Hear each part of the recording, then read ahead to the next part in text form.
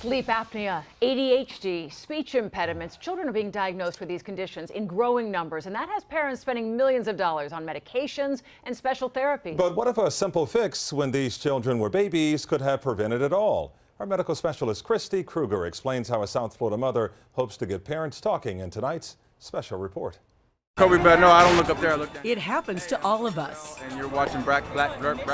Even people who talk for a living get tongue-tied. Being briefed on such a heroic crime. But for children like Dylan, being tongue-tied is an actual medical condition. From the time he came home from the hospital, Dylan's mom knew something was wrong. He would make these grunting sounds when sleeping. He just seemed so stiff in the neck area, a lot of gas, colicky. He would spit up a lot. He would hate laying on his back. Melissa Ramkisson took her son from doctor to doctor. Finally, this emergency room nurse figured out the problem herself. Dylan was literally tongue-tied. It happens when the tissue under the tongue, the frenum, doesn't develop properly. In some cases, it's too tight. And so it literally ties the tongue to the floor of the mouth. Mom and baby bonding is difficult. So if you have a tongue tie, it's very difficult to swallow properly. And so babies born with tongue ties can't breastfeed well. And so that's where we first pick it up. But picking it up isn't easy. Pediatricians don't always check for tongue tie, and its counterpart, the lip tie, which restricts the upper lip. When he was 3 months is when we finally figured it out, after 3 months of having a really upset baby.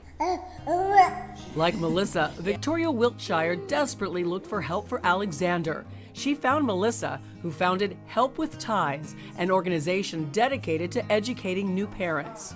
I just would hate for any other mom to go through what I went through with my son. It's supposed to be a bonding experience, and it just wasn't. The good news, dentist Leslie Holler says the solution is a 10-minute laser procedure called a frenectomy to release the tight tissue and in the process prevent a host of future problems. The child can have speech problems, can have sleep problems, and they end up being diagnosed as ADHD. Alexander is one of the lucky ones. His condition was caught and treated, but doctors say there are so many adults out there with tongue tie, causing everything from sleep apnea to speech problems.